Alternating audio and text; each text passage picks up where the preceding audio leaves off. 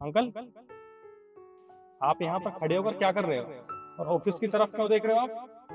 साहब, इस ऑफिस में मेरी बेटी काम करती है। हमारे ऑफिस में आपकी बेटी काम करती है। क्या नाम है उसका? यीशु नाम है साहब। ईशु नाम है। तो फिर आप बाहर क्यों खड़े हो? आप मेरे साथ अंदर आइए, मैं उससे मिला देता हूँ आपको। ठीक है साहब। आइए।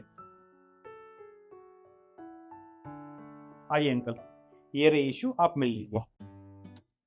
अरे पापा, आप यहाँ पे? हाँ बेटी, गांव से आया था ना मैं। अब घर तो मिले नहीं, तो मैं सोचा ऑफिस में ही मिलता चला जाऊं। मेरे पास इतना टाइम तो था नहीं। तो पापा, आप अभी तो आए हैं, कम से कम 2-4 दिन रुक के तो जाइए। नहीं बेटी, मैं तो इसलिए आया था, जब से आपके पति गुजरे हैं तब बेटी थोड़ी परेशानी में मैंने थोड़े पैसे कमाए थे, तो मैं तो अपनी बेटी को दे आता हूँ। नहीं नहीं पापा, मुझे इन पैसों की जरूरत नहीं है।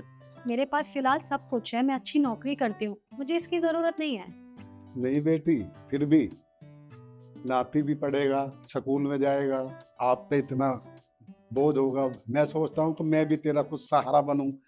मेरे किस काम के, जो मैं कमाता हूँ काम से, तो मैं आपको देने के लिए आ गया बेटी।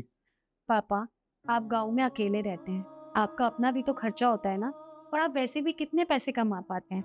ये थोड़े से पैसे कमा पाते हैं, ये आप अपने पास रखिए, ये आपके काम आएंगे। और आपके नाते को मैं किसी भी चीज की कमी महसूस नहीं होने देती हूँ, मैं उसे सब कुछ ला के देती हूँ। नहीं बेटी, मेरा गुजारा हो जाता है काम में, कोई दिक्कत नहीं है, लेकिन मुझे आपकी चिंता रहती है बेटी। पापा, अगर आपको मेरी इतनी चिंता होती है तो आपको गांव वापस क्यों जाना है? आप हमारे साथ रहिए ना। ना फिर आपको मेरी चिंता होगी, ना मुझे आपकी चिंता होगी। बेटी, मैं गांव में रहता हूँ तो दो पैसा कमा लेता हूँ, अपनी जमीन भी देख लेता हूँ। मैं शहर में रह के आप पे बोझ बनना नहीं चाहता बेटी। यहाँ मेरे कौन काम देगा, मैं क्या करूँगा यहाँ। पापा, आपको काम करने की कोई जरूरत नहीं है।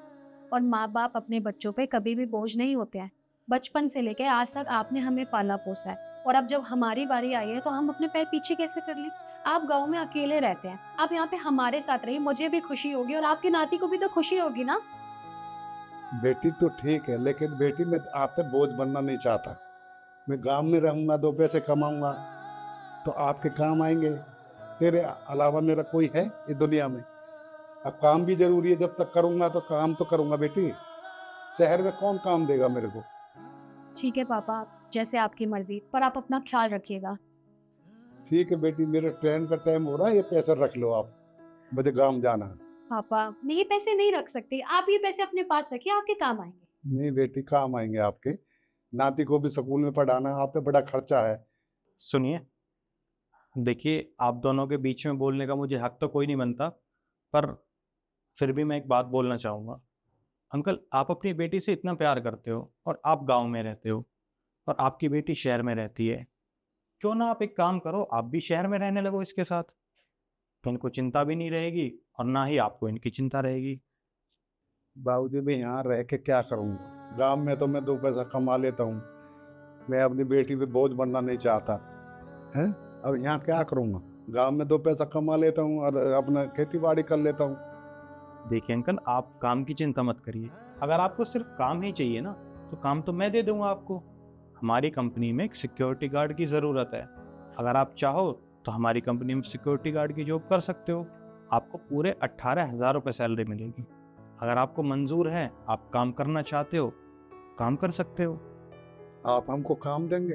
तनख्वाह 18,000? हमारी कंपनी में सभी सिक्योरिटी गार्ड को इतने ही पैसे मिलते हैं। और मैंने आपको भी 18,000 रुपये इसीलिए दिए क्योंकि पिछले सिक्योरिटी गार्ड को भी 18,000 रुपये ही मिलते हैं। 18,000 तो मैं 6 महीने में भी नहीं कमाता गांव में। ये तो बहुत अच्छी बात है, हैं? मैं यहाँ काम भी मिल जाएगा, अपनी बेटी के पास भी रहूँगा। बड़ी खुशी की बात है साहब। कोई बात नहीं अंकल, आप मेरा शुक्रिया अदा मत करिए।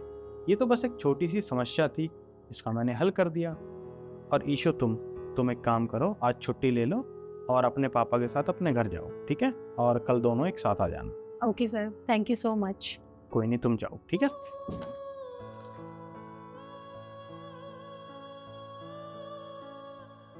चलिए पापा।